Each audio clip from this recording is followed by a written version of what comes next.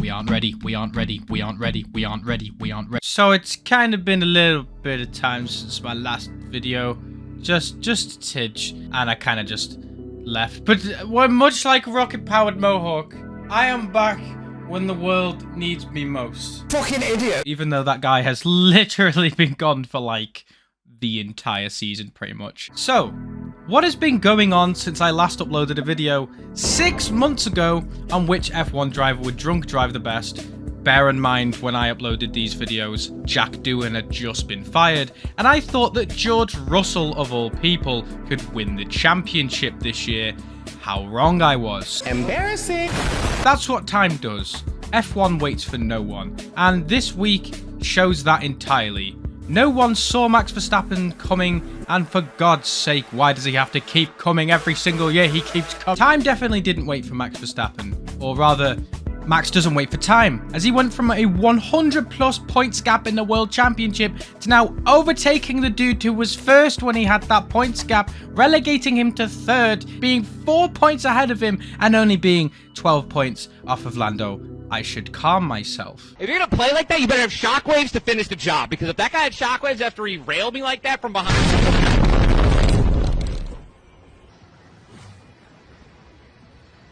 After he shot on my back. So we go into this weekend, as you probably know if you live on this planet, and I've actually been around for the last 6 months, unlike certain someone. This is going to be absolute cinema. It's the first time since 2010 that we have gone into the championship finale with 3 drivers in contention for the title.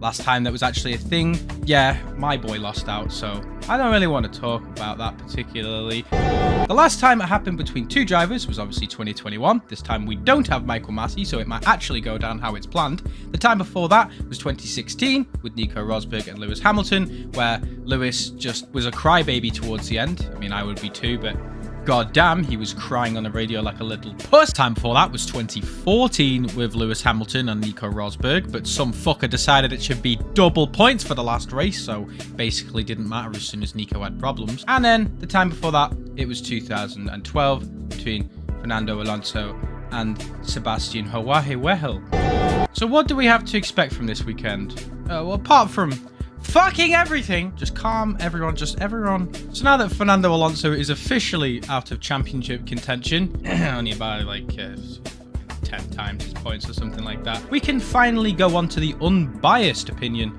of Frosty. Because I definitely won't be biased towards someone with the same flag as me. I think people need to accept at this point that Lando has like an 80 or 70% chance of winning the title at this point. And if you don't like that, well, I mean, you're entitled to your opinion, but goddamn, I did not think at the beginning of the year that he would not only be leading the championship at this point, but also be leading it by 12 points going into the finale. I mean, who would? If you bet on that, God knows how much money you would have made. Max making the comeback is another thing that I just thought was inevitable, I guess, but it's something you kind of say, yeah, it's not going to happen, but imagine if it did. And then every single race, you just tell yourself that. And then every single race, he gets a little bit closer. And then now Oscar's third. Oscar is another one that I just thought is kind of crazy. I have no idea how this guy fumbled the championship so goddamn bad. Now, if you say sabotage happened within McLaren, you can just jump right into a ditch, all right? The cope, I don't think I've ever seen as many people cope on social media for why someone has fell off in a championship so fucking hard since Michael hit the stone in 2013. Okay, maybe a bit too far on that one. But either way, Oscar falling off is entirely his own fault. He went from winning or at least getting podiums in every other race to just 5th, 6th. And yes, the DSQ wasn't his fault, but it also happened to Lando, I guess. The same thing you could be said for Lando at the beginning of the year is kind of the same thing people say for Oscar at the end of the year. However, for some reason, I see people saying that Lando was just shit at the beginning of the year and Oscar was really good, but now it's the other way around. Of course, he's been sabotaged. Listen, I like Oscar as a driver. I like his helmet designs, even though a lot of people seem to not like them. Even though he doesn't have the most energy or eccentric profile like a lot of drivers do out there, he's calm, he's quiet, he keeps to himself, and that in itself is kind of individualistic of him. Not many drivers you can say that, they just do media and then go home. He kind of just doesn't give a shit, and kind of reminds me of Kimi. And as I said, I do really like Oscar as a person. But his fan base is one of the worst I have ever seen in the history of Formula 1. Max's and Lewis's can be a bit abrasive, and especially when they go against each other at stuff, but Jesus Christ, I just don't understand how people can come up with such lies and then convince themselves it's true. He fell off. He can still win, yes. I mean, I feel like Lando needs to not finish on the podium and he needs to win anyway just for that to happen, which is unlikely. But then you've got Max as well. Even if Oscar had to do that without Max there, it would be hard. But now Max is in the mix as well and he's third. God damn, bro, I just don't see it happening. Once again, can still happen, but man, he really should have just kept it together in the last like 6 races and he might have been either leading or at least closer to Lando and give himself a chance. Now, the biggest problem I have going into this weekend, other than the fact that the drivers aren't as close as I would want them to be, even though I want Lando to win, I still want it to be drama towards the end. It's not going to be going on equal points like it was with Max and Lewis, or as close as it was with the 2010 title fight, I don't think. The biggest problem for me is just the track itself. I like Abu Dhabi's looks, right? I like playing it on the game and doing time trials in it, because when you have it in the background, it looks cool. I like the Yas Marina. I like the Yas Marina. The circuit can jump off a cliff. I have no idea how this got put on the calendar and hasn't been updated for years, and then when it does get updated, it not only makes the racing worse, but it makes me not want to even go on the track anymore because of that shitty fucking corner after the second straight. It was never good to begin with, but it's just like another sweeping left medium speed corner that you kind of just go, that's a corner. The other one might have been, I don't even know if it was worse, to be honest, because you could sort of make a move into it, but it had a bit of pizzazz. You know, it was a corner that you go, that looks cool to drive through. It's a bit like, it put itself in the mix is what I'm trying to say. It's not just another medium speed left. It's basically all of Qatar, but as one corner. The track is just shit because, well, even though the cars nowadays are incredibly hard to follow, I hope 2026 helps that. I doubt it will too much, but the track is just incredibly hard to make a move happen into any specific corner. Even after the long straight, it just doesn't seem like it's possible unless the person behind has a massive advantage when it comes to straight line speed. These regs have kind of made it so all of the downforce, well, you're getting sucked to the floor, right? When the downforce comes from underneath the car, yeah, there's less dirty air coming off it, but that also means that there's less drag for the car in front. When there's less drag for the car in front, the car behind gains even less. If there was massive drag on the car in front, the car behind them gets the slipstream, then DRS, means they have so much less drag, they can take them into a corner. Because this track isn't good for that anyway, look at 2010 again, oh my fucking... This means that getting a move done is just not going to happen, and if it does, it's going to be a midfielder car, fresh tyres, stuff like that. If you expect them to go into qualifying, get top 3, go into the race, and then after the first corner, you expect anything to happen, nothing will happen, which is... I really don't want that to happen because it would suck so bad for this year to go down to the wire and then just have a really boring race. Because honestly, if you look at this year, overall, yeah, the championship in terms of points has been really close. But I mean, look at the battles that have been had this year between the top 3. We go to turn 1. No, he's right on the front wing. Lando Norris trying to take the lead of this one, taking the widest possible line. Will they make it through? Max Verstappen goes off the road. Lando Norris dropping down to 3rd position at the moment. He'll be late on the brakes. Piastri's going to be hit by Hulkenberg, and the McLaren's make contact as well. Lando Norris is going to need the job, but it's super aggressive from the pole seater. Is that seriously it? You compare that to 2021, when Max and Lewis were trying to kill each other every other race. Max would ram Lewis off and be like, hey yo, what does the outside of this corner look like? I'm going to give you a first-hand experience. And then fucking skip it about and da-da. This year's not really been like that. I'd actually argue that last year was more competitive between Max and Lando, mostly after Austria. But yeah, in terms of points, it's been very close, but not necessarily in the battles themselves. And it's kind of weird.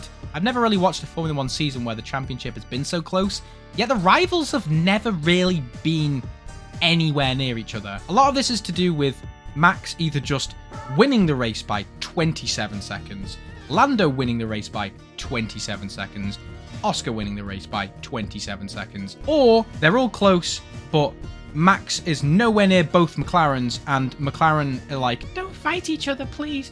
Give up positions. Oh, he's had a bad pit stop. He needs to swap. Tell Lewis and Nico back in 2016 to swap positions after a bad stop. Watch them turn their radios off, turn their body cams off, and then try and shoot each other in the cockpit. I mean, there's a reason why it got so bad they had to start paying for these crashes out of their own pockets. That just doesn't happen anymore. And it's kind of like, what the fuck? Another thing to look at is the general constructors fight. Well, McLaren have won by fuck, they've got 800 points. Mercedes have got 459. Max Verstappen's got 426. Yeah, that's kind of fucked. Red Bull could still technically win second in the constructors if Yuki somehow manages to come second and Max manages to come third and Mercedes both DNF, but I don't think that's going to happen. Ferrari have locked in fourth with 382 points, which I remember, here's a quick story time, by the way. I'm just going to go off on a rant here. When the SF1000, the F1 2020 car for Ferrari, was introduced, I initially thought this was going to be shit because they had an illegal engine in 2019, right? And this was also the year that they were absolutely fucking dreadful. It was actually the worst year before this year for them, where they came 6th in the Constructors' Championship. This also happened to coincide with my friend getting introduced to F1 through me. And when he saw that Ferrari were basically coming 16th and 14th every single race, he genuinely thought there was some mid-low field team, and they were basically just some back markers. And I thought it was really hilarious because it's literally been their worst season since like the early 80s or something like that, or like the late 90s. And it was really funny to see that, yeah, they're not that bad, but they had a one-off year, and this is the only impression he has of the Ferrari F1 team. In 2019, he would have seen them get like 3 wins. In 2021, he would have seen them get loads of podiums. But no, it had to be the one year where they got like 1 podium the whole year and came 6th in the constructors. Yeah, Ferrari are, I just want to say I'm glad I don't support them. Whoever does, I'll pay for your heart transplant. Right below that in 5th, you actually have Williams with 137 points. I never thought Williams would become 5th in the constructors. I thought, yeah, they have a cool livery at the beginning of the year. And, you know, it's always cool to see a livery that's cool on a car do well in the year. But unfortunately, that's not how life works. Otherwise, Alfa Romeo probably would have won every single Constructors' Championship. But no. So they've locked everything in above them. So from 1st to 5th, pretty much nothing is going to change. As I said, not unless Mercedes has an absolute fucking blunder, which I doubt. And also Yuki Tsunoda has to do good, which I doubt. The biggest thing to look at is from 6th to 9th. Not actually 6th to 9th as in they can all finish within that, but the people next to each other. If you look at 6th and 7th, you've got Racing Bulls, or I like to just call Toro Rosso, and Aston Martin. They're only 12 points away from each other, meaning that if Racing Bulls have a stinker and Fernando Alonso does Fernando Alonso things, they could technically go up a position, meaning Aston Martin finishes 6th. Once again, it's a big points gap for a midfield team, but it's not impossible. A 12 points gap is definitely suitable for both teams to do, but if they all get points, then it's pretty much over. Below that, again, you've got a closer one with only 5 points between them, which is Haas and Sauber. Yes, it's only competing for 8th in the Constructors' Championship, but going into the final race, being this close on points, means that Haas actually have something to lose, and Sauber, which are going to be Audi next year, RIP Sauber, actually have something to gain. Though I kinda don't know if Sauber actually want to win this. Now, just bear with me for a moment. Audi have, as I like to call it, fat fucking stacks, meaning that they don't really give a shit about the difference between 8th and 9th in the Constructors. It's like 10 million or something like that. Whilst, yes, that would be nice to have in their pocket, I feel like they'd want the wind tunnel time more than the money, as you can't pay for experience, and them having more time in the wind tunnel just means that they can get a better car faster. Once again, I don't know if that's how engineers and the team itself's mind actually works. They don't just go, oh, let's just let off the throttle a bit, guys. You know, the drivers aren't going to do that. If they tell them purposefully don't finish in the points if they can, they're not going to do that. But I think they'll take either or. I don't think Audi give a shit if they finish 10th in the Constructors. Sauber is a good team because they don't really care where they finish. They can just have a fuck ton of wind tunnel time. But yeah, either way, close in the Constructors, and I think it's going to be really interesting. Obviously, no one's going to give a shit what's happening in the Constructors' Championship because there's a massive title fight between 3 drivers going on. But it's still a talking point. So what are my predictions for this race? It's going to be extremely difficult to actually call this. So just to sum it up for you, Lando needs a podium to win. If Lando gets a podium, he wins. Max to win needs Lando to finish 4th and for Max to win, which isn't below extremities, but at a circuit like this, Lando's really good, and it usually does favour McLaren, meaning that if he puts it together in qualifying, doesn't get sent to the shithole by Max, I think Lando's got it. I mean, hell, even if Lando finishes 7th, if Verstappen finishes 2nd, or Oscar finishes 2nd and Max finishes below that, he still wins. For Lando to lose the championship he needs to be 12th to have no chance at all. Basically meaning he needs to just DNF. Even if he finishes 11th, Max could be 4th and Oscar could be 3rd and he still wins. For Oscar, it's even more bleak. Max winning just means Lando doesn't need to finish on the podium for Max to win. For Oscar to win, even if he comes 1st, if Lando finishes 5th, Lando wins. And if Oscar finishes 2nd, Lando just needs to finish in the points and he wins. I just don't see a world where if they all finish normally, that Lando loses. They'll need to be something incredibly mad to happen. And I can already see it in my head here as Lando qualifies on pole, Max qualifies 2nd, and he just goes for the inside, rams them off, both DNF, and then Oscar goes through, George 2nd, and Kimi 3rd. I can just see it in my head now. I don't want that to happen personally, but once again, anything can happen. But most of the time with this track, the only thing that does happen is on lap 1, unfortunately. So yeah, I predict Lando wins it, Max comes 2nd, and Oscar comes 3rd. Basically, the same as it is now. If that is the case, then I will celebrate. And if that isn't the case, you can come back here when it's finished and make fun of me, because that will give me more engagement. And that's it. That's going to be it for the entire year. I know I came back at a late one, but this year has just been crazy for me. And I'm going to be focusing entirely on this channel next year. So 2026, new regulations, clean slate. Let's go. Subscribe if you are new, if you enjoyed. And if you haven't been back here in a while, because I haven't been back here in a while, I'm back here to stay. Sorry for being gone for a while, but yeah, it happens sometimes. My name's Frosty, and I do have an outro. Bye.